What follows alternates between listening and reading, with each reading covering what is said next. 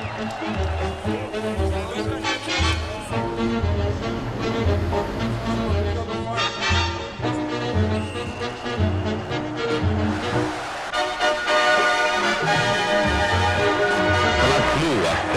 todos, dos torcedores ilustres e da multidão empolgada.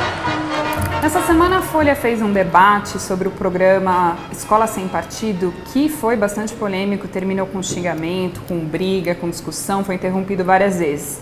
A gente volta a discutir esse tema hoje aqui no Fla-Flu e para falar do Escola Sem Partido a gente tem aqui dois convidados.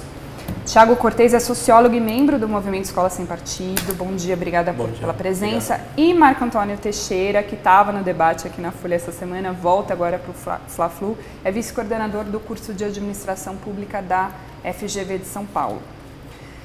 Eu começo com uma pergunta para os dois. Aí eu queria que cada um respondesse se posicionando, né, em relação ao movimento. Então, Thiago, por que Escola Sem Partido? E Marco, por que não Escola Sem Partido? Eu vou começar com o Thiago e depois eu inverto quem responde primeiro. Tá, bom, obrigado pela oportunidade de estar aqui falando mais de Escola Sem Partido. Professor, um prazer estar aqui com o senhor. Por que Escola Sem Partido? Bom, eu queria começar fazendo uma provocação para os pais dos estudantes, alunos de ensino secundário, universitário que estão assistindo, para perguntar... para a gente chegar no âmago do projeto, que são perguntas simples. Será que o professor do seu filho, o professor da sua filha, tem o direito de fazer propaganda partidária dentro da sala de aula?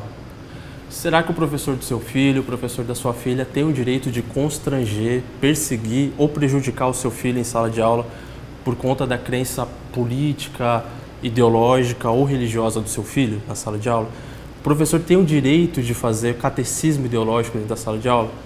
Se o pai ou a mãe que estiver nos assistindo concorda que essas questões não são atribuições do professor, que o professor não pode fazer isso, então ele concorda com a gente. Essa é a proposta do Escola Sem Partido, é apenas resgatar o que a Constituição já diz sobre os deveres constitucionais do professor e os direitos constitucionais dos alunos. Acho que é importante a gente frisar que no debate de quarta-feira, inclusive o Miguel falou com, acho que foi com o senhor, isso, Miguel Najib, coordenador. Para quem não está familiarizado. Acho que a pergunta foi interessada aos dois do outro lado, para a gente pontuar no projeto quais são os pontos de discordância. Com o professor Marco, se eu não me engano, ou foi com outro debatedor, haviam 2 pontos de discordância que a gente abordou, a questão da educação moral, se eu não me engano, e não me recordo da outra, professor. Comigo, né? A questão da educação moral, a questão do controle, da previsão da abertura de um canal de comunicação. Isso, exatamente. Cujas denúncias seriam anônimas e chegariam ao Ministério Público. Isso, essas duas questões. Então, são essas duas questões que eu acho que a gente vai enfrentar mais aqui hoje, porque, no geral, eu acho que a gente compartilha as mesmas premissas. O professor não pode fazer propaganda ideológica na sala de aula, não pode constranger um aluno porque o aluno pensa diferente dele, ou também até porque... muitas vezes o aluno tem uma crença, uma militância sua que não se adequa àquilo que o professor pensa e vice-versa, quer dizer, um respeito mútuo que tem que haver na sala de aula. Então, Escola Sem Partido ele vem apenas resgatar esses direitos constitucionais dos estudantes, mais do que uma ideia de policiar ou qualquer coisa, professor. O que a gente quer apenas para usar um termo que está mais na moda hoje em dia, a gente quer empoderar o estudante. A gente quer que o estudante saiba quais são os seus direitos, o que ele pode fazer numa situação de constrangimento dentro da sala de aula, uma situação que ele perceba que é de assédio ideológico. Então, só para concluir, o que o projeto propõe na prática, no fim das contas, é que seja fixado um cartaz em sala de aula e, através desse cartaz, o filho de quem estiver nos assistindo vai saber quais são os seus direitos constitucionais, o direito de não ser constrangido, o direito de não ser perseguido ou prejudicado por conta das suas crenças. Um cartaz com os deveres dos professores, algo assim, né? Para quem não está muito familiarizado, o Movimento Escola Sem Partido propõe a inclusão de 9 artigos na LDB, que é a Legislação Brasileira de Educação de 96, que tratam então dos deveres do professor e da missão, vamos dizer assim, né, da escola. Marco, por que não Escola Sem Partido? Bom, o Thiago lançou aí uma provocação, né? lançou algumas questões, sobretudo para os pais, que eu acho que dá argumento tanto favorável quanto contrário. Ou seja, quando ele pergunta, você gostaria que, aliás, você é a favor que seu filho seja objeto de doutrinação política partidária, seja constrangido, seja perseguido? Óbvio que ninguém é a favor disso, tá? E óbvio que isso é extremamente nocivo a qualquer noção de liberdade ou qualquer noção de formação de um indivíduo crítico, não é? Agora, o que está, de certa forma, o meu juízo, tá, por trás, sobretudo, da orientação do Escola Sem Partido e, sobretudo, de quem está se apropriando da ideia da Escola Sem Partido como projeto, não é apenas isso, tá? Eu acho que, primeiro, tá, vamos tratar de uma questão que foi objeto de divergência no último encontro e que permanece não resolvido, não é? Ou seja, aquela ideia de que o professor, em sala de aula, tem que abordar, tá, os princípios morais, os valores religiosos da família, no mundo de hoje é impossível. Primeiro, que a escola é o lugar da singularidade, onde as diferentes crenças, tá, as diferentes crenças ideológicas, né, não apenas religiosas, os diferentes modos de vida e opções de vida que estão no mundo contemporâneo se encontram. Então, como que o professor faria isso, não é? Segundo, tá, quando o projeto Escola Sem Partido abre a possibilidade de você criar canais de denúncia direto que cheguem ao Ministério Público, nós não sabemos muito bem onde isso vai dar. Ou Primeiro, seja, a proposta, só para entender, seria que o aluno pudesse denunciar exato, uma prática do professor. Anonimamente pudesse denunciar. A pergunta que eu faço é, será que precisa chegar a isso? Por isso que eu pergunto, será que precisa de lei? Tá? Porque quando o Tiago fala, olha, nós não queremos nada mais do que aquilo que a Constituição coloca. É bom nós lembrarmos que o Ministério Público já soltou uma nota, não é, considerando o projeto inconstitucional, não é? Tá? Ou seja, tem um debate aí onde a constitucionalidade do projeto ainda não está pacificada. Segundo, se nós pegarmos, por exemplo, o artigo 206 da Constituição Federal, ele fala de liberdade de aprender, ensinar, pesquisar e divulgar o pensamento com pluralismo de ideias e de concepções pedagógicas. Eu acho que talvez esse seja o maior desafio. É como você transformar a escola num espaço onde as diferenças possam, tá, se encontrarem, possam se confrontarem no sentido do debate de ideias e, obviamente, que isso possa contribuir para que o aluno cresça. E, como ele vai ser adulto, Sabine, fazer suas próprias opções. O aluno, sobretudo nesse momento de transição, ele jamais será uma extensão rigorosa dos valores que a família lhe passou. Por quê? Porque o mundo sempre vai ser outro. Então, a escola é o espaço da divergência.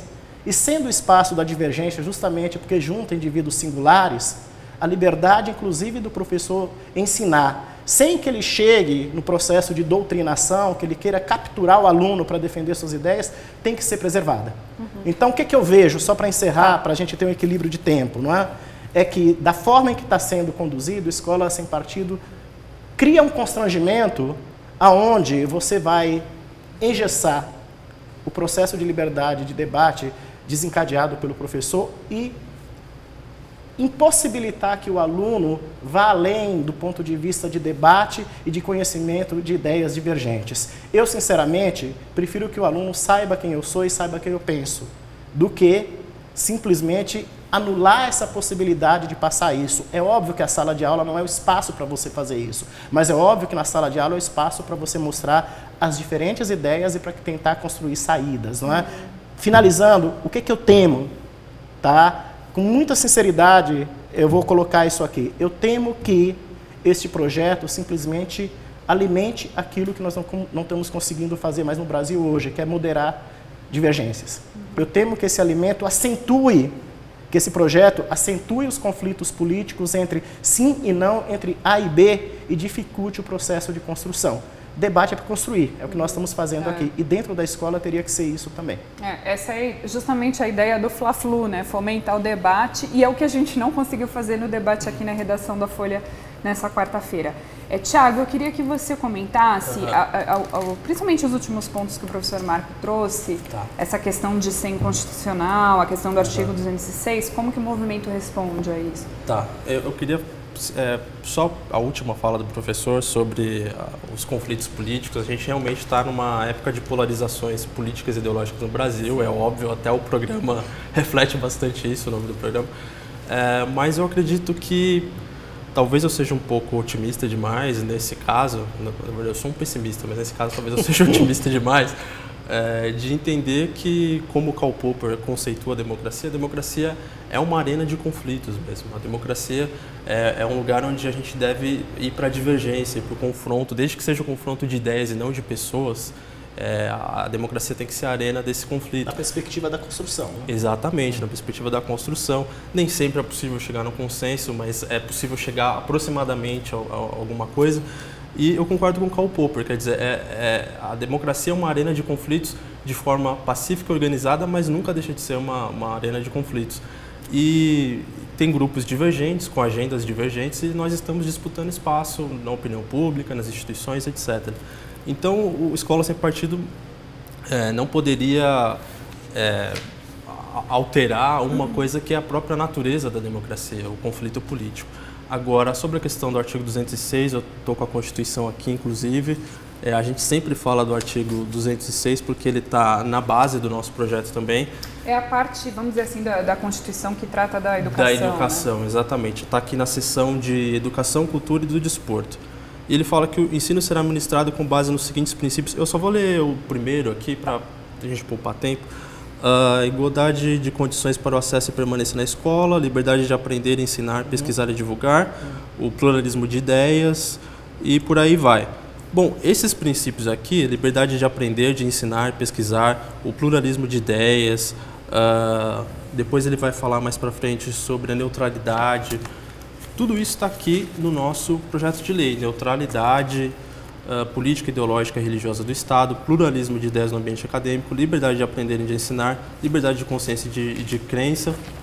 Então, na verdade, Sabine, a gente responde essa questão mostrando a própria conexão direta que existe, quer dizer, o projeto de lei decorre muito claramente desses princípios constitucionais aqui consagrados.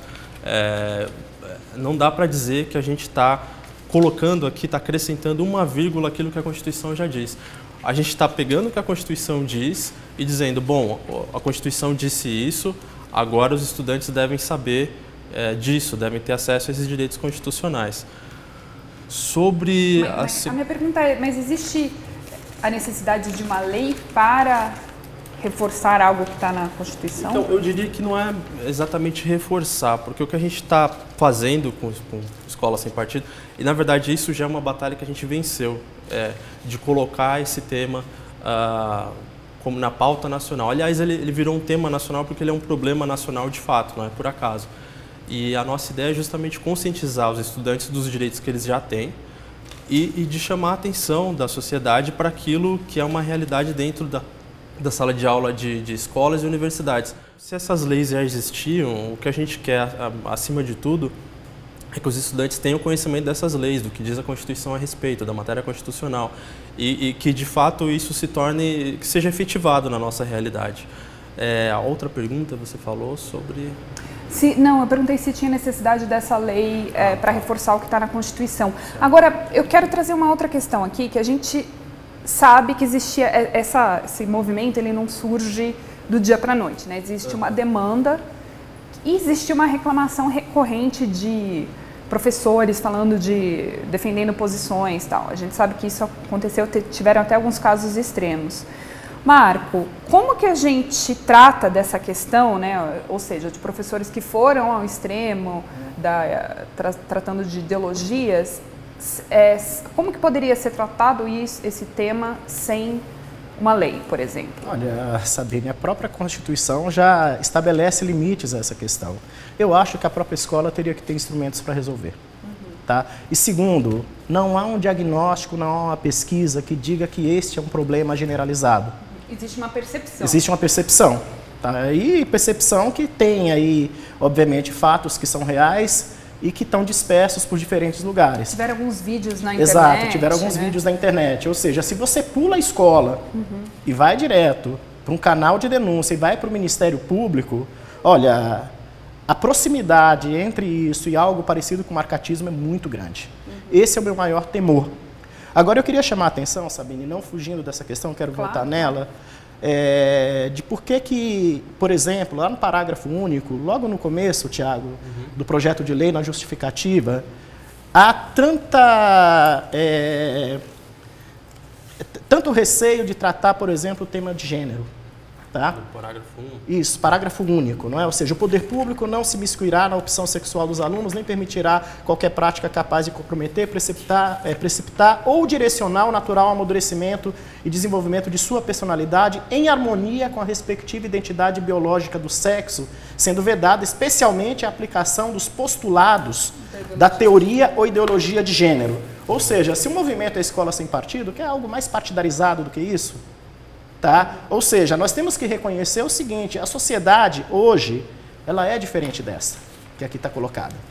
Tá? Então, queira ou não, a dimensão de gênero, ela vai aparecer no debate, na formação dos alunos, sobretudo que estão em idade de transição, 14 ou 15 anos de idade. Eu tive já alunas que questionaram, professor, por que meu irmão vai jogar bola e eu tenho que ir para a cozinha lavar louça?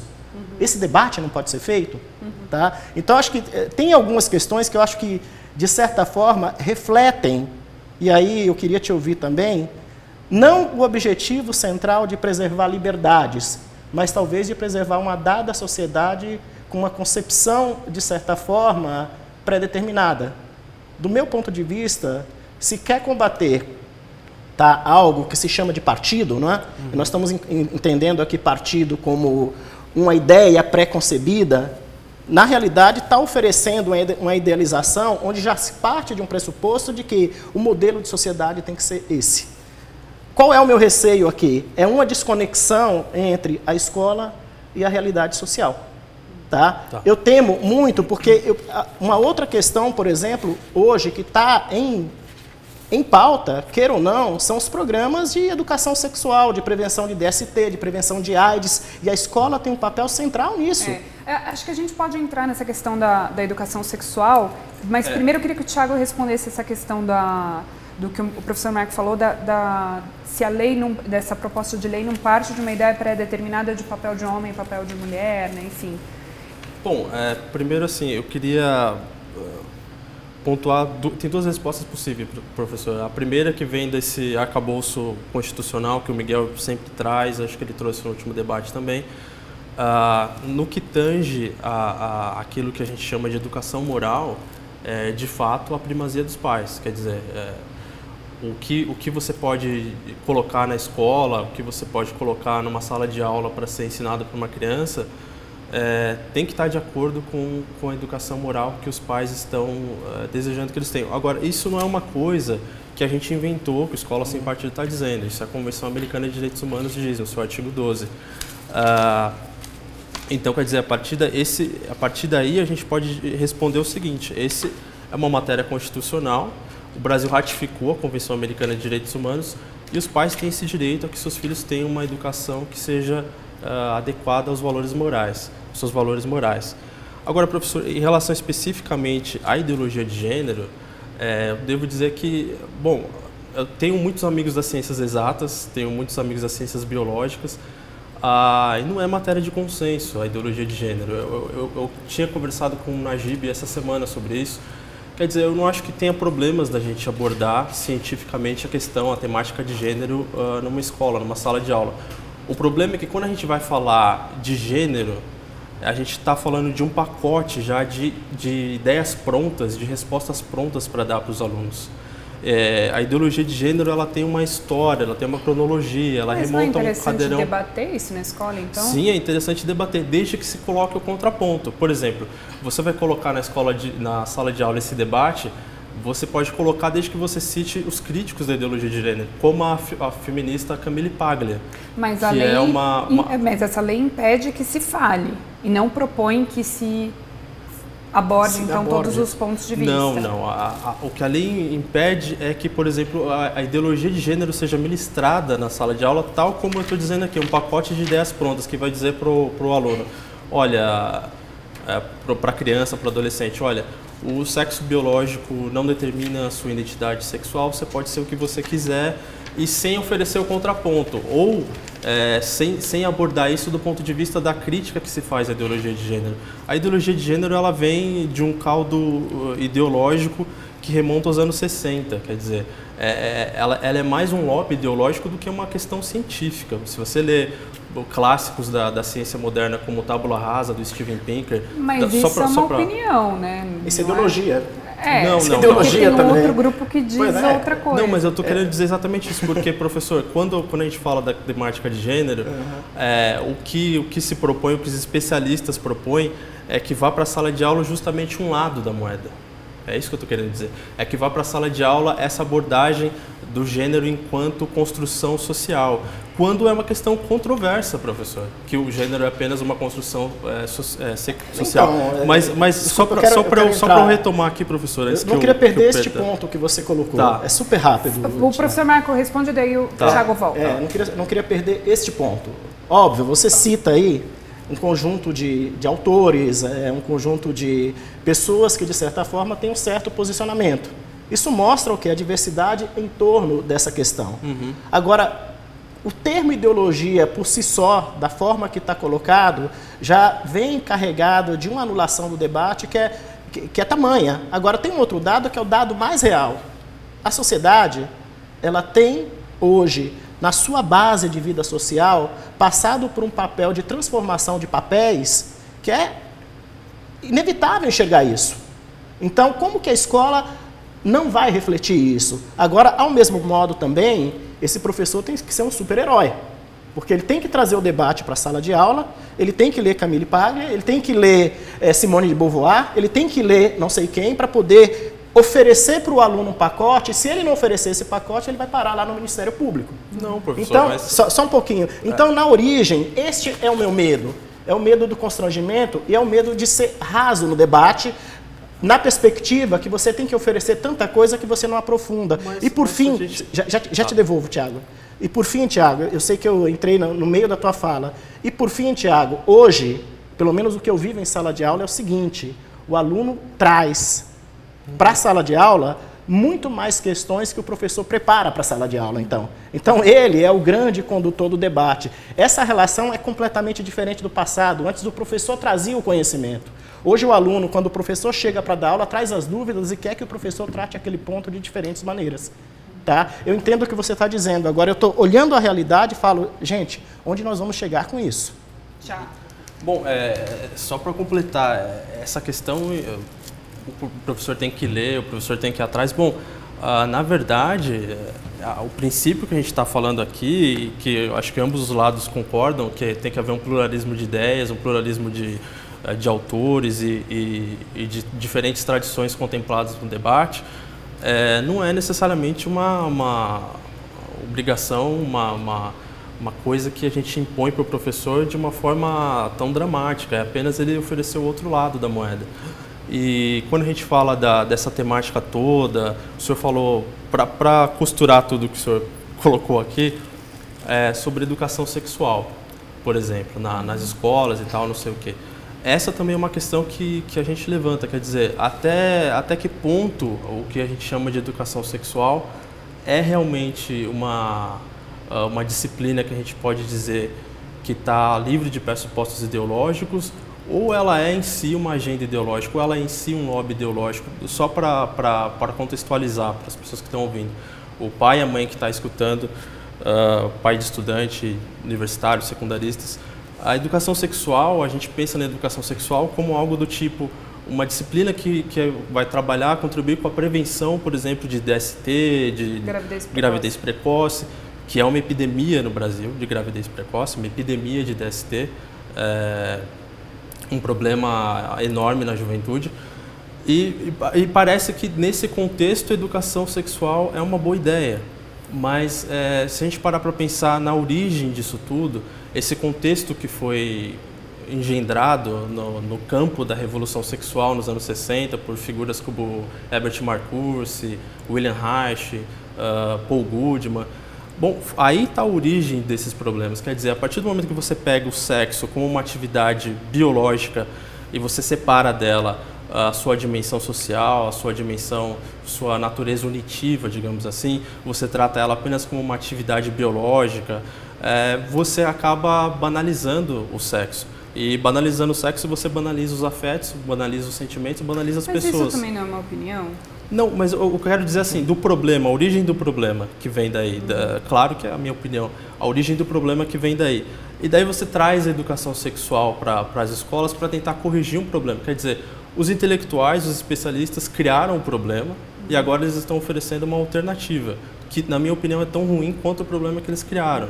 Né? Eu acho que você fazer porque a educação sexual é uma abordagem do sexo que em si também já tem os seus pressupostos ideológicos, não é simplesmente uma disciplina para prevenção neutra. Agora, deixa eu só fazer uma pergunta, que era uma pergunta que eu queria muito ter feito no debate da quarta-feira, a gente não conseguiu entrar nesse assunto, que quando a gente fala de educação, enfim, de vários temas, eu acho que tem regras, enfim, que leis que funcionariam num contexto e não no outro. Então, isso eu vejo muito, eu tenho um blog de educação aqui na Folha e várias vezes eu discuto qual o papel da escola no contexto brasileiro. Então, a gente pensar, o Brasil tem 50 milhões de alunos. Uma porcentagem enorme desses alunos tem questões familiares, o pai está preso, a mãe trabalha o dia inteiro. Então, eu acho que é um pouco audacioso a gente achar que é obrigação da família passar a educação sexual. O que acontece o aluno não recebe orientação sexual, a gente tem, como você falou, uma epidemia, a gente tem um número imenso de meninas que engravidam com 12, 13 anos e largam a escola. E isso vai gerando uma série de problemas em cascata, porque ela não consegue estudar, ela, enfim, vai ter subemprego a vida inteira, a próxima geração provavelmente vai seguir o mesmo caminho. Então não a gente fugir um pouco da realidade, a gente achar que a escola deve ignorar um assunto que ela poderia tratar não de uma maneira moral, mas de uma maneira educativa. Então, eu acho que a escola deve contribuir com uma formação de cidadania, com uma abordagem científica, educativa a respeito. Mas quando a gente fala especificamente desses temas, quando a gente fala especificamente da questão de gênero, por exemplo, eu lembro que em 2015 ou 2015, a gente teve em várias cidades do país a questão da inclusão da ideologia de gênero nos planos municipais de educação. Isso. E foi uma controvérsia, foi uma polêmica enorme, porque os pais não se sentiam confortáveis com aquilo, porque eles achavam que aquilo de certa maneira os ofendia a própria dignidade de seus filhos em sala de aula. Então é preciso haver um limite claro. Eu acho que existem questões que não cabe ao especialista, não cabe ao professor, ao burocrata do Estado. Tem questões que cabem ao pai. E esse é um direito garantido pela Constituição, é um direito garantido pela Convenção Americana de Direitos Humanos. Agora, existe sim essa questão de como abordar essas questões dentro da sala de aula, dando o devido tratamento científico, fazendo uma abordagem que de fato seja crítica, né? Agora, nessa percepção da ideologia de gênero, eu não vejo a teoria de gênero que está sendo colocada como algo neutro nesse sentido. O que você acha, professor Mário? Bom, é a questão que nós tratamos no debate de quarta, Sabine. Tem por trás do projeto uma concepção de sociedade. Tá? Um ideário de sociedade que, sem dúvida nenhuma, até reflete naqueles que, de certa forma, estão assumindo a paternidade do projeto para apresentá-los em câmaras municipais, em assembleias legislativas, ou seja, boa parte dos autores são da bancada evangélica. Tá? Ou seja, porque trazem consigo um modelo moral de sociedade, obviamente tem direito de ser assim, tá? Mas o que é importante deixar claro que é um conflito de concepções. E como nós estamos numa sociedade transicional, né? Ou seja, você tem uma geração que viveu de um jeito e uma outra geração que está no momento de transição buscando outras referências, esses conflitos são naturais. Agora, não dá para negar que, de certa forma, por trás de uma concepção que aqui está sendo defendida, tem uma ideologia também. Ou seja, você quer combater a ideologia impondo outra ideologia. Então, a melhor maneira de fazer isso é construir. O problema, eu tenho o seguinte entendimento, ele não está, do ponto de vista de pesquisa, demonstrado como problema, mas mesmo que tivesse demonstrado, eu acho que se nós investirmos em sociedades de controle, em sociedades marcadas pelo ambiente, do constrangimento legal para poder orientar o trabalho, nós vamos matar aquilo que é fundamental na educação, que é o conhecimento e a possibilidade das pessoas crescerem a partir do diferente. Então, eu reitero algo que estava lá no começo. A escola não pode refletir o valor de uma família, não tem como fazer isso. O Brasil é um país da diversidade, é um país da singularidade. Nas escolas que eu estudei, tinham ateus, eu vim de escola pública, tinham católicos, tinham bandistas, tinham judeus, tinham pessoas de origem árabe, ou seja, como equacionar tudo isso? Então, eu acho que nós estamos partindo de uma questão que não é um problema. Do ponto de vista, se nós olharmos quais são os problemas que estão colocados na ordem do dia da educação. Agora, entendo o problema, na medida que ele seja pontual, a escola tem condição de resolver. Se a escola não resolver, tem os sistemas acima dela, não é? Que pode parar na Secretaria de Educação, o professor pode ser exonerado, ou seja, tudo isso existe, tudo isso está sendo colocado aí. Eu insisto numa questão, o Tiago está falando muito da questão da Constituição. Já tem uma minuta do Ministério Público considerando o projeto inconstitucional. Eu queria responder essa tá? questão. E ao mesmo tempo, obviamente que a minuta não significa que o debate vai ser feito ainda. Eu não vi ainda muitos constitucionalistas dizerem que o projeto é constitucional. Tá? Ou seja, se pega aí vários constitucionalistas, eles questionam, inclusive, o cerceamento que o projeto pode trazer, o papel do professor e a liberdade de cátedra, sobretudo. Tiago, você quer responder? Sim, eu quero começar pelo fim, que o professor falou da questão dos proponentes do projeto, etc. Existem vários deputados e senadores evangélicos, um senador evangélico e vários deputados que estão apoiando o projeto. Que assumiram a autoria, inclusive. Mas agora, que assumiram a autoria. Exato. Mas agora, no projeto em si, não se materializa nenhuma predisposição a qualquer religião. Muito pelo contrário, aqui está muito claro, no artigo listado aqui. A educação nacional atenderá aos seguintes princípios: neutralidade política, ideológica e religiosa do Estado. Eu vou até grifar religiosa. Quer dizer, os proponentes do projeto podiam ser bandistas, podia ser do candomblé, podia ser ateus, mas isso não se refletiria de maneira... É essa, Thiago. Mas só para continuar, isso não se refletiria em nada, não se materializaria aqui no projeto de lei. O projeto de lei diz claramente que ele é contra a doutrinação ideológica e contra a doutrinação religiosa. Então, o que a gente quer é justamente que o aluno ateu seja respeitado em sala de aula, que o aluno católico, que o aluno evangélico. Agora, o fato da gente discutir a crença religiosa do proponente, daqueles que são os autores do projeto, me parece uma falta de argumento, professor. Não, desculpa, eu acho que... Não, mas eu queria responder a questão do MPF, mas espera aí, que já foi citada duas vezes. Você tocou num ponto que é Mas importante. eu preciso responder a questão do MPF, então eu volto senão eu vou me nisso, eu quero perder. destacar o professor Marco volta. Eu estou anotando um monte de coisa aqui para responder, eu me perco. E a questão do MPF foi um parecer da procuradora Débora Duprá, aqui do MPF de São Paulo. O que ocorre? Ela lançou esse parecer no dia 21. Ela lançou essa nota à imprensa falando da inconstitucionalidade do projeto no dia 21 de julho. Ministério Público de São Paulo. Isso, de São Paulo, a Débora Duprá. Ocorre que no dia 18, o Escola Sem Partido havia solicitado uma agenda com ela para discutir o projeto de lei, para abrir um canal de diálogo e para mostrar os nossos prós, a nossa argumentação a favor do projeto e iniciar um debate com ela.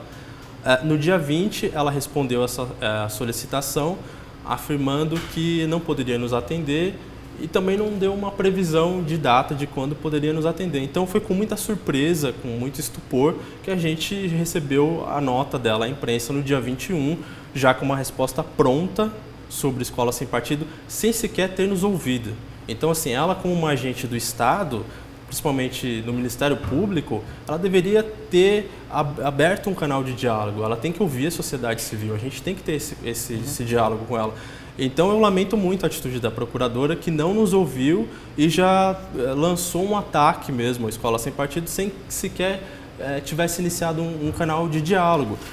O parecer dela, e essa é uma posição muito mais pessoal, a minha posição do que a Escola Sem Partido, mas a posição o parecer da procuradora, para mim, ele não tem nada de técnico, ele é um parecer político e que indica uma agenda ideológica também nisso. Aquilo que a gente fala do professor em sala de aula vale também para o procurador do Ministério Público, né? O procurador não pode agir como militante político. E o histórico da procuradora, com todo o respeito que lhe devo, é o histórico de uma militante num cargo de procuradora. Então a gente tem que tomar muito cuidado com isso, de abusar do cargo público para cumprir uma agenda ideológica. Então a gente vê com muita tristeza esse modus operandi da procuradora, de primeiro negar o diálogo e depois sair, lançar uma nota à imprensa falando contra o projeto de lei sem sequer ter nos ouvido. Então é lamentável essa atitude da procuradora. Bom, quero voltar aqui o ponto, porque o uso da retórica para falar que é falta de argumento é um uso fácil. Em momento algum eu falei que você não tem argumento. Eu procurei respeitar seus argumentos. Eu venho da área de políticas públicas. Eu estou preocupado com o que resulta de políticas públicas e determinadas decisões. Certo. Tá? Nesses últimos tempos em que o país tem ficado dividido, tá? Aí nós estamos discutindo concepções novamente. Eu não trato concepções como falta de argumento. Tá? Nós vimos o que direitos relacionados a temas que tocam escola sem partido, como, por exemplo, sexualidade, educação sexual, direitos de minorias, foram, de certa forma, agendados rapidamente no Congresso e cujo debate por determinado setor da sociedade vinha no sentido de retirá-los. Quando eu vejo que determinados segmentos se apropriam do projeto de vocês, e não estou falando que a intenção de vocês é essa, e vejo a retórica deles, você deve ter visto que um determinado segmento religioso, liderado por um determinado pastor, procurou o presidente da República para tentar, a própria Folha publicou isso essa semana, né? Para poder tentar fazer com que o presidente influenciasse esse projeto. Por trás da retórica tem a defesa de determinadas políticas públicas que deixam de atender segmentos sociais que hoje são realidades na sociedade que precisam de assistência, como, por exemplo, os transexuais. Por exemplo, São Paulo tem um programa chamado Transcidadania, que a prefeitura atende os transexuais. Tá? Se determinados segmentos religiosos se apropriarem da prefeitura de São Paulo, pela lógica de concepção de sociedade que eles têm, fatalmente esse programa desaparecerá. Então, a minha preocupação é o que determinadas decisões produzem políticas públicas. Eu não considero isso falta de argumento. Nós podemos debater se há por trás do argumento consistência ou não. Essa é uma questão. Agora, Tiago, é muito fácil. Eu acho que aí é uma questão para a gente pensar, não é? Quando uma decisão não nos contenta, a gente achar que é política sempre. Tá? Então, eu não conheço a doutora Débora, assim como não conheço os defensores do Escola Sem Partido. Tá? E eu acho que por trás disso tem visões e tem interpretações. Porque não é só a Débora que está com essa visão. Se você pega a recente cobertura da imprensa, eu posso te colocar aqui inúmeros constitucionalistas que falaram a mesma coisa. Então, eles estão fazendo também um debate político acerca do projeto. Posso citar N's aqui agora. Como deve ter pessoas também que apoiam o projeto também com argumentos jurídicos. Então, aí sim, falar que é militância ideológica e falar que é parecer meramente político, aí é tentar desqualificar a decisão da pessoa. Então, nós podemos, de certa forma, construir o debate e saber que as pessoas têm posição. Agora, é bom nós lembrarmos que toda posição também é política, porque também parte de valores que a pessoa professa, e isso não é ruim, porque o que nós estamos fazendo aqui também é isso. Eu posso, então, eu acho que a questão de concepções distintas de sociedade, eu não sei se o projeto de lei chega tão longe, concepções distintas de sociedade. De fato, eu e o professor Marco temos aqui concepções distintas de educação, de escola. E essa concepção distinta de escola... Eu queria até entrar nesse ponto, se eu puder te interromper. Qual é a concepção de sociedade, Marco, que você enxerga no projeto? E de educação, só para a gente enriquecer. Aí a gente tem que entender o que você quer dizer com educação também, né? Não, tá? Quer dizer, o Thiago acha que não tem uma concepção de sociedade no projeto, é isso? Não, eu acho que a gente... Desculpa. Quando combate, acho que sim. Abre aspas, ideologia de gênero, é bom nós lembrarmos que o termo ideologia de gênero foi passado de maneira negativa, tem uma visão de papel da mulher. Uma visão que é... Quer dizer, uma visão de papel do homem e da mulher. Uma visão de papel de homem e da mulher circunstanciada num modelo de sociedade que está sendo superado. Mas o senhor diz quando se passa o termo ideologia de gênero? Aqui está dito. Sim. Tá. Obviamente que num projeto, Thiago, como são tópicos... Tem um viés negativo. Sim. Tá. Agora entendi melhor. Obviamente que num projeto, como tem tópicos, você não consegue dizer... O que aqueles tópicos quer comunicar? Cada um lê ao seu sabor. Ou seja, o que o professor Marco está falando que eu entendi é que a possível abordagem negativa da concepção de ideologia de gênero no projeto é uma crítica ao que a ideologia de gênero questiona, o papel do homem e o papel da mulher. Questiona, exato. Então a concepção por trás a pré-definição, até você usou esse termo, a pré-definição dos papéis. Tem uma opção para o modelo de papéis aí. Essa e aí quando eu falo, e aí eu fiquei extremamente incomodado com a fala dele, da falta de argumento, quando eu falo da paternidade, eu lembro que, por exemplo, o senador Magno Malta, e aí tem uma concepção de sociedade, que é o autor do projeto no Senado, foi o grande articulador da redução da maioridade penal. Tem uma concepção de sociedade. De uma sociedade mais punitiva, que é diferente. Eu não estou dizendo que é ruim, mas nós podemos discutir isso. Assim como o pastor Marcos Feliciano teve toda a trajetória dele polêmica na Comissão de Direitos Humanos. Então, eu não estou preocupado com a filiação religiosa, eu estou preocupado com o que isso significa em termos de políticas públicas e em termos de pensar qual é o papel do Estado. Eu acho que isso sim vale a pena discutir. Voltar para essa concepção de sociedade que eventualmente o Marcos Feliciano tem e o Magno Malta tem, que provavelmente não é a mesma concepção de sociedade que todos os militantes do Escola Sem Partido têm, essa concepção de sociedade, bom, ela está representada no Congresso, professor. O Congresso existe justamente para representar as mais diferentes concepções uma concepção de sociedade. Eu acho que no nosso projeto não tem uma concepção de educação, mas pegando esse gancho da concepção de sociedade do professor, bom, é claro, eles têm uma concepção de sociedade, assim como outros deputados de outras vertentes ideológicas têm concepções diferentes de Estado, de sociedade. Acontece que o Congresso é a arena para que haja essa disputa de diferentes concepções de sociedade. Voltando ao Karl Popper, é assim que acontece. A gente vai para uma arena de disputas organizada, que é o parlamento, e as diferentes concepções de sociedade vão entrar em choque, vão colidir e vai haver um enfrentamento. Não tem como ser diferente. Agora, especificamente sobre o nosso projeto de lei, não existe uma concepção de sociedade, sim uma concepção de educação.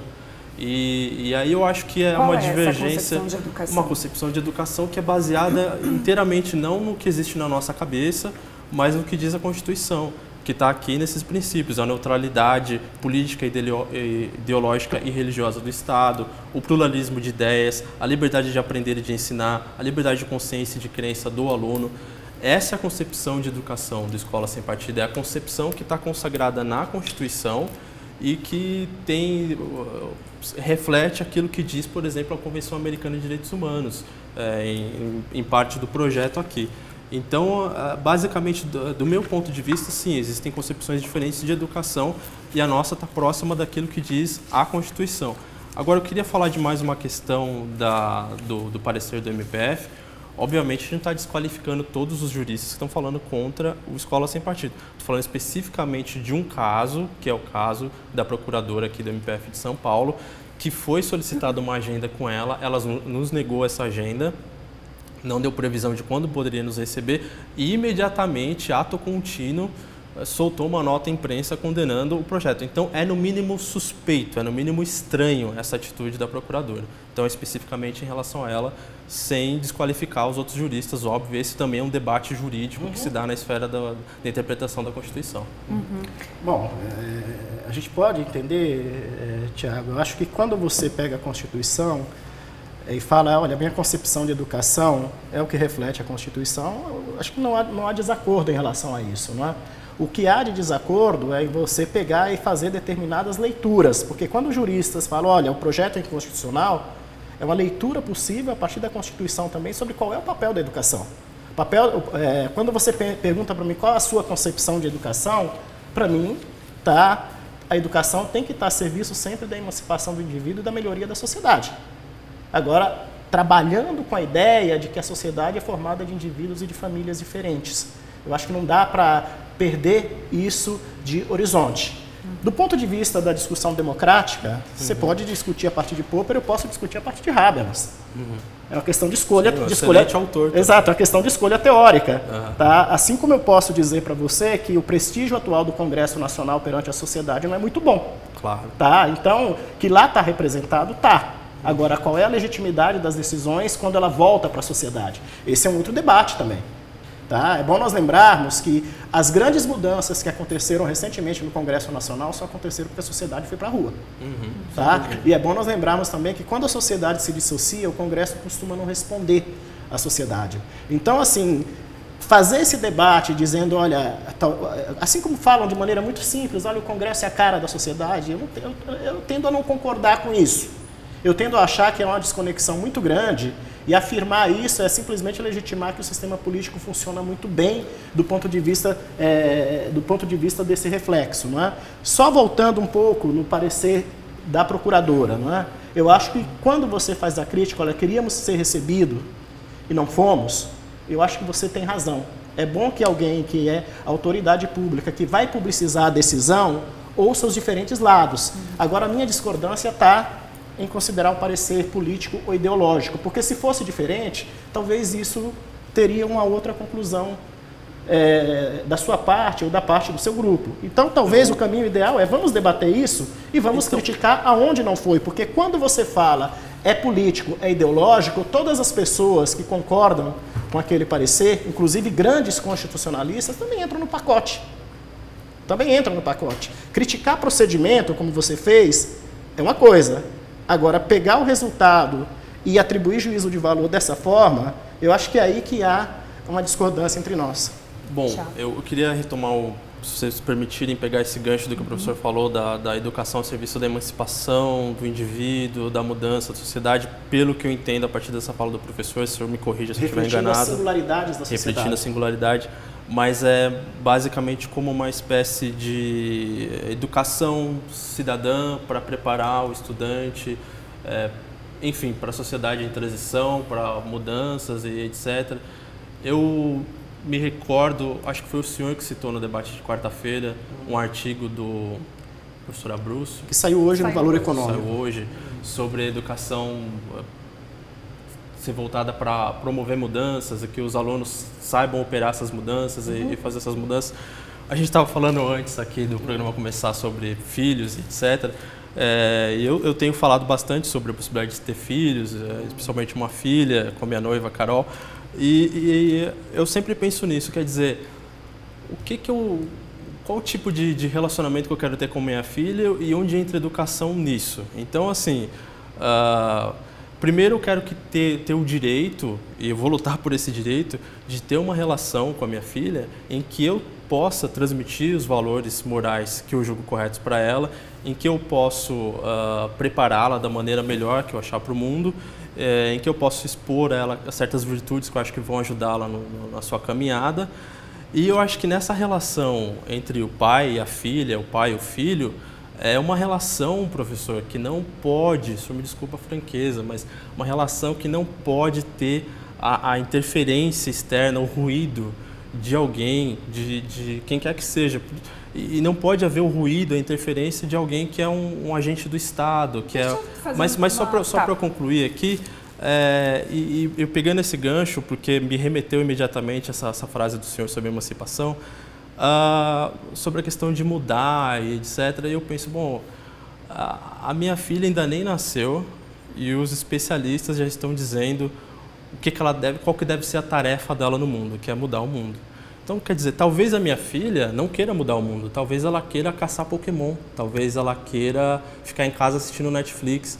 A decisão de mudar o mundo ou não, professor, com toda franqueza, é uma escolha dela, é um problema dela, não é meu, não é do senhor. Então, essa é uma coisa, Sabine, que está nos intelectuais tão arraigada, deixa eu só concluir, professor, tão arraigada nos intelectuais que eles nem se apercebem disso, essa mania de querer dizer para as pessoas o que elas devem fazer, como elas devem agir, como elas devem pensar. Então, cabe às famílias, aos indivíduos decidir a concepção de sociedade, claro, são concepções distintas, mas daí a gente já vê o viés que existe na educação e disso que se trata o Escola Sem Partido. Quer dizer, a serviço da emancipação, educação a serviço da emancipação. A minha filha talvez não queira se emancipar de nada. E aí, como é que Mas fica? ela pode saber que ela pode se emancipar se ela quiser. Claro, mas a educação não pode ser toda filtrada nisso. Eu queria só voltar num ponto, se vocês permitirem, que é o seguinte, eu vou voltar na questão da educação sexual, que eu acho muito importante para o contexto brasileiro. Como eu falei, a gente não está debatendo a educação na Finlândia, na Suécia. Sim. Brasil, as crianças engravidam e abandonam a escola. Cada vez mais cedo. Então, eu estava, esses dias, até falei no debate de quarta-feira, de uma experiência que a gente fez de debate político na escola, eu queria falar de uma outra experiência. Quando eu tinha uns 10 anos, eu tive uma aula de educação sexual com um livrinho, e aí o objetivo era falar, isso que acontece no corpo, se você sentir isso é normal, as meninas ficam menstruadas na cidade e a partir daqui você pode engravidar se você fizer isso, isso, isso. Inclusive em pontos de assédio, que eu, criança, nunca tinha pensado. Então, seu corpo é seu, ninguém pode encostar se você não autorizar. Isso é educação, não tem um valor moral. Quer dizer, o valor moral da minha decisão de ter atividade sexual não veio da minha família, em diálogo com a minha família. Minha escola nunca falou quando eu deveria iniciar minha vida sexual. Só que ela me falou, é isso. Se você fizer, você engravida, você precisa se prevenir.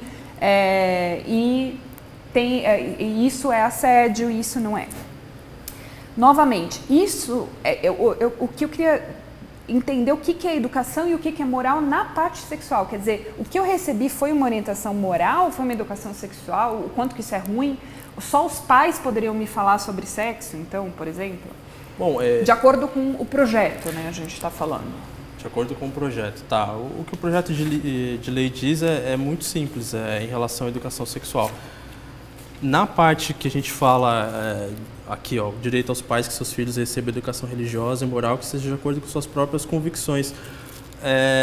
Acho que qualquer tema é válido de ser abordado dentro de uma sala de aula com uma abordagem científica, educativa, informativa, etc.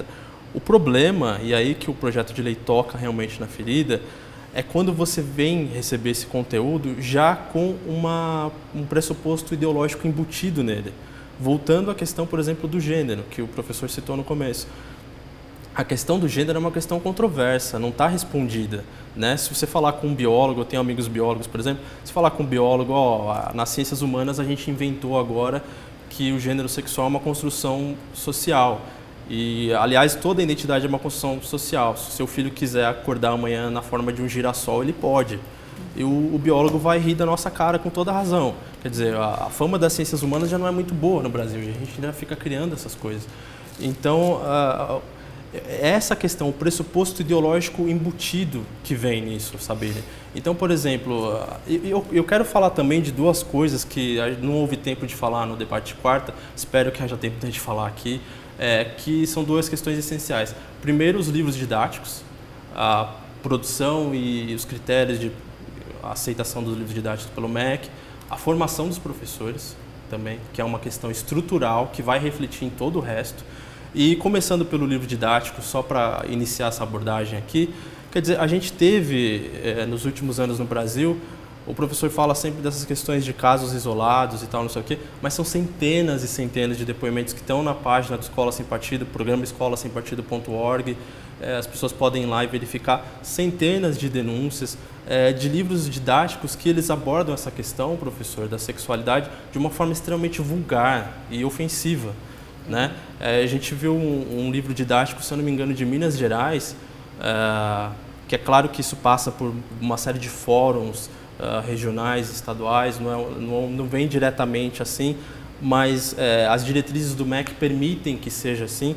E o livro didático vinha, só para o pai e para a mãe que estiver ouvindo entender do que eu estou falando na prática, que eu acho que o debate ficou um pouco abstrato aqui, mas o que ele vinha, esse livro didático? Vinha com um espelhinho para a menina colocar em frente a ela chegava em casa, baixava a calcinha e com a ajuda do espelhinho ela conseguia se masturbar. E aquele livro ensinava a criança a se masturbar. Agora, eu acho que a gente tem que pensar no seguinte, o que há de valoroso nesse tipo de livro didático? Será que o pai não tem o direito de pelo menos se indignar com um livro didático que vem com instrumento para ensinar a sua filha a se masturbar ou que vai ensinar ao filho dele o que é sexo anal, o que é boquete, esse tipo de coisa? Então, quer dizer, a gente tem que pensar em como se materializa isso que a gente está falando, que é uma coisa tão bonita, de ajudar as crianças e tal, como tem sido na prática. E nos livros didáticos brasileiros tem sido de uma vulgaridade impressionante. São centenas de depoimentos que a gente recebe de pais de Goiás, de Minas Gerais, do Rio de Janeiro. Mas aí não seria caso da gente fazer uma discussão de livro didático? Eu queria que o professor Marco também comentasse. Tem muita coisa para comentar, além da questão que você falou. Eu acho que o teu depoimento mostra muito bem, tá, que tratar desses temas não tem dimensão ideológica apenas, né? A orientação sobre o processo de mudança por qual todo indivíduo passa, seja homem ou seja mulher. Ou seja, esse papel da prevenção, a escola tem um papel fundamental, isso não pode ser, de certa forma, constrangido de maneira alguma, não é? Tá? Eu quero só voltar numa questão, porque o uso da palavra muitas vezes tem um sentido de desqualificar, né? Me perdoe a franqueza, acho que é complicado. Agora, dizer que o professor já chega e já diz para o aluno como ele vai ser, é negligenciar em que sociedade estamos. Eu acho que o aluno tem que saber os diferentes modos, tá, de se crescer profissionalmente, de conhecer perspectivas diferentes, e ele vai fazer a escolha. Ele não é esse sujeito, do ponto de vista de alguém, né, de uma pessoa, que simplesmente está sendo conduzido por alguém. Eu acho que nós estamos perdendo a dimensão de que as pessoas hoje têm informação, tem possibilidade de fazer escolhas sobre qual informação quer se aprofundar mais e de fazer escolhas pessoais, tá? Eu tenho filha de 15 anos, tá? E ela me faz rever meus princípios de vida também. Não só sou eu que chego para ela e falo, filha, tem que ser assim. Ela chega e fala, pai, tá? Talvez possa ser de outra maneira, tá? Isso ela está trazendo, queira ou não, de tudo que ela tem contato, que não é só a escola, está aí a internet, está aí o cotidiano, está aí a convivência com os diferentes. Por isso que eu falo, Sabine, que meu maior receio desse projeto é tentar padronizar, de certa forma, uma concepção de vida e criminalizar, tá, de alguma maneira as demais, não é? Então, eu acho que nós estamos falando de alunos que talvez o projeto não tenha noção do que é estar em sala de aula hoje. Sobre a questão que você colocou aí por último, tá? O próprio Tiago falou, tem centenas de depoimentos isolados. Tiago, isso é crime. Isso é crime, ou seja, se tem isso do ponto de vista de orientação para a pessoa fazer prática sexual, isso é crime, deveria ter sido investigado, deveria ter sido tratado dessa maneira. Eu fiquei pensando, professor, eu desconhecia isso, né? O professor, coitado. Pois é. Ele não tinha nada a ver com isso, né? Quem autorizou esse livro didático? Eu falo da denúncia do livro didático. Não, estou falando a prática. Se você fala, tem um livro didático que veio com espelhinho, a pessoa chega, a partir desse espelhinho, aprende a fazer uma determinada prática sexual. Ou seja, se isso tem, tá, e você está me dizendo que tem, eu acredito que teve, tinha que ter Ministério Público na história. Mas houve. Tá, então, a gente tem reportagens. E provavelmente a pessoa foi punida. Não. Ou o autor. Então, em algum momento, a justiça falhou, meu caro. Porque o que eu estou querendo dizer para você é que não há ausência de instrumentos para poder tratar desse caso no âmbito criminal. Mas tá? aí é que só um instantinho, Tiago. Tá. Só um instantinho. Então, eu acho, e voltando para a questão da educação, que eu acho que você tocou num ponto interessante, tem que discutir formação de professor, tem que discutir livro didático. Agora, isso não pode ser feito apenas a partir da concepção de um grupo. Isso tem que ser feito a partir de um grande debate público que inclua todos os segmentos. E aí não apenas um único segmento.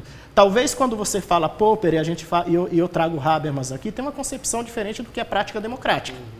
Tá? Isso não é pecado ter também.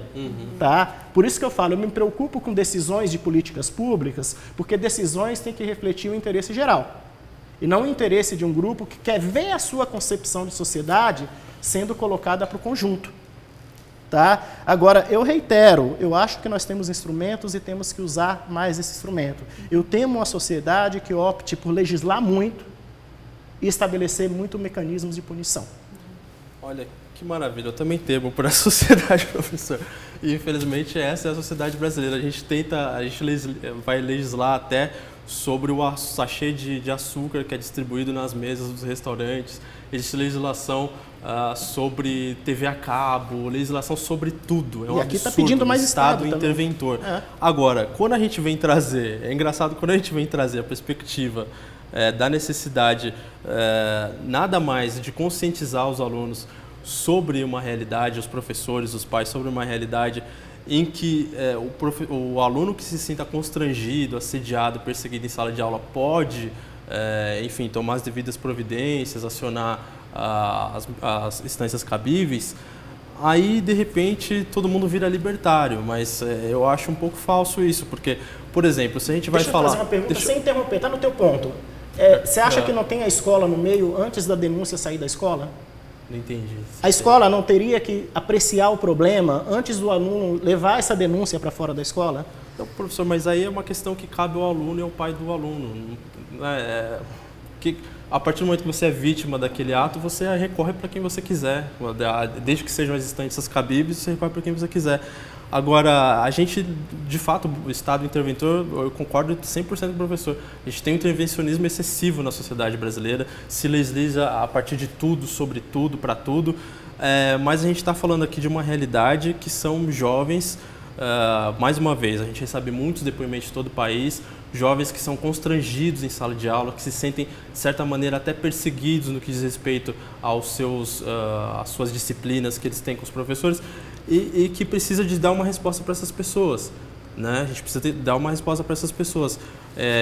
Quando a gente fala de casos isolados, eu sei que nesse momento os meus amigos da USP, da Unesp, da Unicamp, da UNB estão caindo da cadeira, porque é uma realidade que eles sentem na pele todos os dias, de assédio ideológico, de constrangimento, né? De você chegar na sala de aula e o professor começar a fazer um palanque de um determinado partido, seja ele qual for. Eu me oponho a qualquer...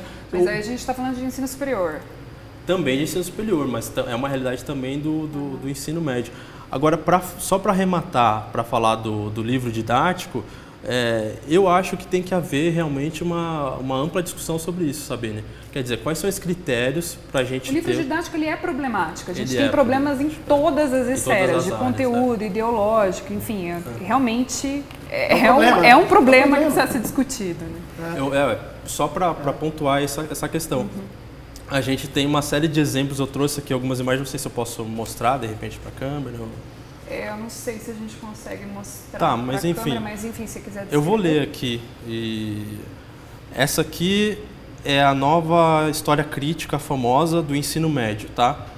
Tem a foto aqui do avião arremetendo contra a segunda torre nos Estados Unidos, foi o atentado de 11 de setembro, e a legenda diz assim: o avião terrorista ataca uma das torres gêmeas em Nova York. Milhares de inocentes foram assassinados. Ação típica da direita, neste caso do conservadorismo antimodernista. Então, está aqui o atentado de 11 de setembro, praticado... Isso é de um livro didático? Isso é de um livro didático, Nova História Crítica do Ensino Médio, do professor Mario Furley Schmidt. Uhum. Isso é um exemplo. Outro exemplo aqui, Nova História Crítica Moderna e Contemporânea, também do ensino médio. Tem gravuras aqui, ó. Esse é um dos problemas que a gente tem dos livros didáticos, que é o seguinte: essa lógica, aqui tem duas gravuras de dois garotos africanos, duas crianças africanas esquálidas de fome, vítimas da fome, tá? E aqui na legenda, acho que as pessoas não vão conseguir ler em casa, mas, portanto, eu vou ler aqui. A legenda diz assim, ele tá numa discussão sobre socialismo versus capitalismo, etc. E na legenda diz o seguinte: o garoto esquálido de fome diz: pô, ainda bem que meu país não é socialista. Se fosse, eu não seria livre para comprar um automóvel importado. Então, quer dizer, daí o livro didático já dá para o aluno a conclusão pronta. Olha, veja só, aluno, aqui tem uma criança esquálida de fome, né, que é um produto do capitalismo, logo o capitalismo é o mal absoluto, o socialismo é o bem absoluto. Quer dizer, é uma lógica de filme da Walt Disney, bem contra o mal, não é uma discussão séria isso aqui. Outra aqui é do Mao Tse Tung, né? Eu tenho um livro enorme na minha casa de mais de 1000 páginas sobre o camarada Mao, que tem toda a história dele, dos 70 milhões de mortos e dos seus atos de pedofilia, etc. No livro didático do seu filho, da sua filha, tudo que se diz sobre Mao Tse Tung foi um grande estadista e comandante militar. Escreveu livros sobre política, poesia, filosofia e economia. Praticou esportes até a velhice. Amou inúmeras mulheres e por elas foi correspondido. Veja bem... Em qual livro didático que está esse? Esse é a Nova História Crítica da 8ª série. Uhum. Quer dizer, Mao Tse Tung matou, ele assassinou 70 milhões de pessoas. Ele abusava de mulheres na China. E ele aqui tá uma coisa linda, um personagem da Disney no livro didático. Mas é interessante que aí a gente não está falando do professor e da sala de aula, né? A gente está falando do livro didático. Sim, questão matemática também, que faz parte. Posso só mais um exemplo aqui para a gente ficar na discussão sobre o livro didático para enriquecer. Deixa eu só localizar aqui um minutinho. Aqui. Sobre o Che Guevara, que é uma figura controversa, certo? Uma figura, no mínimo, controversa.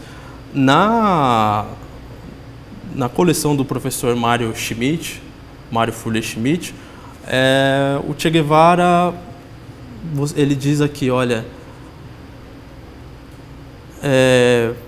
Che Guevara, guerrilheiro, aventureiro, autor de obras sobre economia política e estadista. Foi chamado pelo filósofo francês Jean-Paul Sartre de o homem mais completo do nosso tempo. Aí ele diz aqui, foi uma das pessoas mais admiradas por jovens de várias gerações de latino-americanos, que colocavam os ideais políticos em primeiro plano. E você considera a luta política importante? Está praticamente convocando o aluno para tomar uma posição a favor. É interessante que esses dias eu entrevistei um especialista de Stanford, que por sinal é brasileiro em educação, Paulo Blixstein, e ele fala que a escola do futuro e a escola que ele está vendo aparecer no futuro é uma escola que não dá o conteúdo pronto, que é justamente isso. A escola que fala, pesquise quem é Che Guevara e me responda. E aí é capaz de um aluno vir com uma resposta. O Che Guevara foi um aventureiro incrível, legal. E o outro vir com uma resposta. O Che Guevara foi um revolucionário que matou um monte de gente. E aí tem a discussão. Mas eu não sei, essa discussão é muito da metodologia em sala de aula e do livro didático, né? Que eu acho que a escola do futuro nem vai usar mais esse material. É a questão de como você trata o aluno, né? Se o aluno é sujeito, ou se de certa forma ele é alguém que está só recebendo conhecimento. O diretor do Bandeirantes até falou isso no debate, que o aluno não é bobo, né? Não é bobo, exato. Ele vai trazer uma resposta. E aqui o aluno é tratado como uma voz passiva, quer dizer, olha, estou te dando pronto, o capitalismo é mau, o socialismo é bom, Che Guevara foi um aventureiro, Mao Tse Tung foi um poeta, quer dizer, o cara matou 70 milhões de pessoas, é um poeta. Mas só para eu completar, a gente, caso professor, essa discussão sobre livros didáticos, Sabine, também o Escola Sem Partido faz, e eu acho que já é uma contribuição importante que o Escola Sem Partido está fazendo. Quer dizer, a gente está colocando isso para ser discutido na pauta de educação a nível nacional e as coisas têm aparecido, e as coisas têm sido discutidas. Então, eu acho que é importante a gente aproximar a sociedade civil desse processo do que ocorre nas escolas, aproximar a família das escolas, e essa a contribuição a gente tem feito. Eu queria, Marcos, se você puder já usar esses minutos finais já para fechar, que a gente passou de 1 hora, aí já dá suas opiniões finais? Não, é super rápido. Claro. Ele trouxe aí questões que você tocou no ponto, ou seja, isso não chega, o problema não está no professor. Tá? Então, acho que tem, mesmo para isso, tem mecanismos de resolução. Eu acho que ninguém aqui nega que o livro didático é um problema, e que, sobretudo, formação de professor é um problema também. Eu acho que são duas questões que precisam ser enfrentadas como políticas públicas, produto de um amplo debate. O meu receio é que, para enfrentar um problema, a gente enfrente com outro problema extremo. Ou seja, não pode isso, mas só pode isso daqui para frente. Eu acho que talvez a chave, a Sabine colocou, é como a gente trata o aluno. O aluno tem que ser tratado como sujeito, como alguém que está também interagindo na produção de conhecimento e com o direito de questionar. Tá? Se tem esse professor, Tiago, que você está desenhando, e acredito que é a partir de depoimentos que persegue, porque que faz apologia política partidária dentro de sala, nós concordamos plenamente que isso não deve existir. Tá? A minha grande divergência está no fato do professor ser objeto de controle de até onde ele pode ir. Eu acho que a responsabilização ela sempre tem que ser a posteriori. Responsabilização a priori, ela acaba gerando instrumentos que, ao meu juízo, podem ser instrumentos que se considera censura, inclusive, censura prévia, não é? E, por fim, só aquela questão lá, que você falou, ele reclama onde ele quiser, meu medo é isso virar um tribunal de exceção. Tá, esse é meu receio. Eu tenho ainda uma fala final? Sim, se puder aproveitar para responder e já concluir. Tá, então respondendo e concluindo. Bom, não tem esse tom George Orwell, né, policialesco, porque essas restrições já estão consagradas na Constituição. O professor já não pode fazer essas coisas. A gente só está querendo a fixação desse cartaz para que o aluno saiba que o professor não pode. A gente está empoderando o estudante a partir do conhecimento dos seus direitos constitucionais. Censura, quem está sofrendo são os estudantes que estão sendo alejados de uma galeria imensa de autores que não aparecem nesses livros didáticos, porque aqui vocês podem ver a predominância ideológica qual é, tradições inteiras de pensamento que não estão representadas nesse livro didático, então os verdadeiros censores estão no MEC. Né? O Ministério da Educação é que está praticando essa censura aqui. E para concluir sobre a questão da formação de professores, Sabine, essa questão do livro didático é uma coisa, agora a formação dos professores também vem dentro desse conteúdo e eu digo mais, eu quero fazer uma provocação final aqui. A partir do momento que a gente pegou um cara como Paulo Freire e colocou como patrono da educação brasileira, é óbvio que a educação brasileira não ia poder dar certo mesmo. Porque o Paulo Freire vem chancelar isso. Ele diz na sua Pedagogia do Oprimido que aquele tipo de educação que ele propõe é um tipo de educação para formar militantes revolucionários. Não é para discussão política, não é para discussão de se uma ideologia X e Y é melhor ou boa. É para formar revolucionários contra os professores. Então, quer dizer, o Paulo Freire é uma espécie de guia espiritual dos doutrinadores no Brasil. E ele é o patrono da educação. Né? O Paulo Freire é usado fora do país também. É usado fora do país. Ele tem uma estátua dele em Estocolmo, ao lado de Mao Tse-tung. Inclusive, no livro dele, Pedagogia do Oprimido, ele cita parte da sua metodologia, da sociedade dialógica, ele tira de lições extraídas de escritos de Mao Tse-tung, de Fidel Castro, de Pol Pot. Ou seja, o patrono da educação brasileira é um cara que venerava ditadores e genocidas. E o método dele é todo baseado em doutrinação ideológica.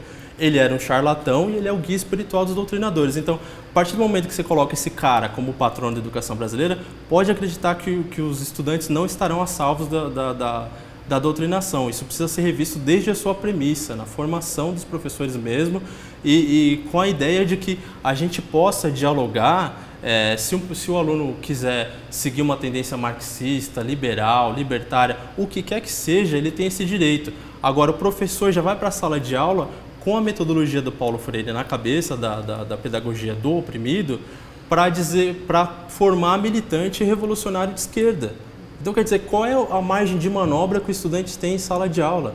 Né? O Paulo Freire, só para encerrar, Paulo Freire, ele era um cara que colocava nos seus livros, tem um artigo de um amigo meu, Marcelo Centenário, da Pedagogia do Oprimido, excelente, vários caguetes, assim, umas coisas absurdas, de ficar separando os sufixos dos radicais das palavras, de ficar criando novas, como se fossem novos significados, umas coisas que não significam nada. Quer dizer, tem um livro do começo dos anos 90 chamado Imposturas Intelectuais, do Alan Sokal e John Brickman, sobre o abuso das ciências humanas, do linguajar obscuro, intencionalmente obscuro, deliberadamente obscuro para se fazer complexo. E eles dizem, isso aqui é desnecessário. Esse é o retrato do Paulo Freire, um impostor, um charlatão e que deu as bases para o... Não, peraí. Eu acho que você está fugindo do debate, Thiago. Você está colocando aí... Mas eu estou apenas pontuando Não, desculpa, você está desqualificando, você está jogando no lixo, tá?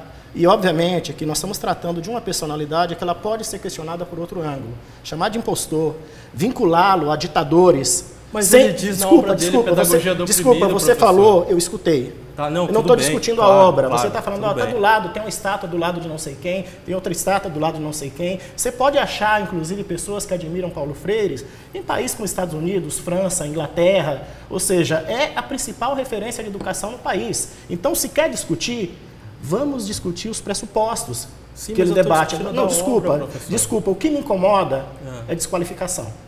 O que me incomoda, sem que, de certa forma, alguém possa, no exato momento, te mostrar outro caminho. Eu não estou questionando o que você pensa acerca do Paulo Freire.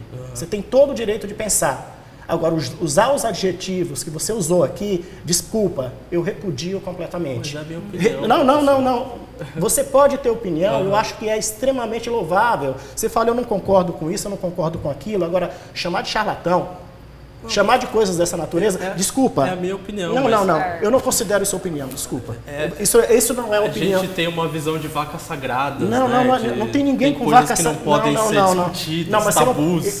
Não, peraí. É diferente xingar e diferente de discutir. Mas, professor, eu falei dentro do contexto da Não, obra. não. Na obra ele cita Mao Tse Tung e fala, olha, a partir do livro vermelho do camarada Mao, você pode extrair tal mas coisa. xingar de charlatão é diferente. Mas a minha opinião, para mim, ele é um charlatão, professor. Isso é xingamento, cara. Ele é um impostor intelectual dentro da obra do Alan. Temos uma divergência inconciliável aqui, tá? Sim, temos uma visão de mundo inconciliável. Temos. Por isso que na hora de eu falar a palavra emancipatório, você também manipulou a palavra, tá? Então, em que sentido, sim, professor? você manipulou no sentido de que o aluno, ele praticamente é teleguiado por uma orientação que o professor dá e já deixa o conceito de emancipatório para ele. O meu conceito de emancipatório tem um caminho completamente diferente, ou seja, o aluno tem um conjunto de informações, tem um pacote, tá, de possibilidades diferentes e ele escolhe. Você colocou na minha boca situações que eu não descrevi, assim como o que você fez agora com Paulo Freire é de um desrespeito. Tá? Ao meu juízo, é minha opinião agora, é um desrespeito ao meu juízo que eu não aceito. Eu não vim aqui pegar autores que você citou, como Popper, nem outros autores. Tinha citado Paulo Freire, eu não sabia que o senhor ia ficar ofendido. Não, mas eu acho que a gente não pode ofender ninguém, cara. Não, mas não é uma ofensa, é uma opinião. Para mim, ele é um charlatão. É uma ofensa, o que eu vou fazer? Então, fique com o seu charlatão, mas eu não aceito. Eu tenho direito de não aceitar. Deixa eu só responder essa questão. Eu concordo que tem que ser, o aluno tem que se emancipar a partir dele mesmo. É um processo de autoemancipação. Agora, você pode ler Paulo Freire por aí, viu? Não do jeito que você está lendo. Eu li Paulo Freire duas vezes quando eu era então militante de esquerda e depois. Então tá bom. Só para encerrar, então, o processo de autoemancipação.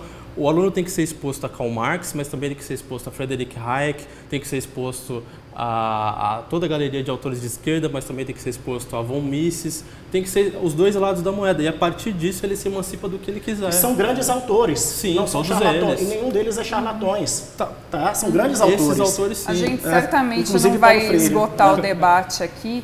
Não. Eu queria agradecer, Tiago, pela presença aqui, professor Marco, convidar os leitores da Folha a, afinal, quem sabe ler alguns dos autores mencionados aqui, Paulo Freire e todos os outros autores que a gente mencionou, acompanhar um debate sobre a escola sem partido e a partir daí ter a sua própria opinião, contra ou a favor. A gente com certeza vai continuar tratando do tema escola sem partido e de outros temas relevantes de educação aqui na Folha de São Paulo. Fla-Flu, a festa de todos, dos torcedores ilustres e da multidão empolgada.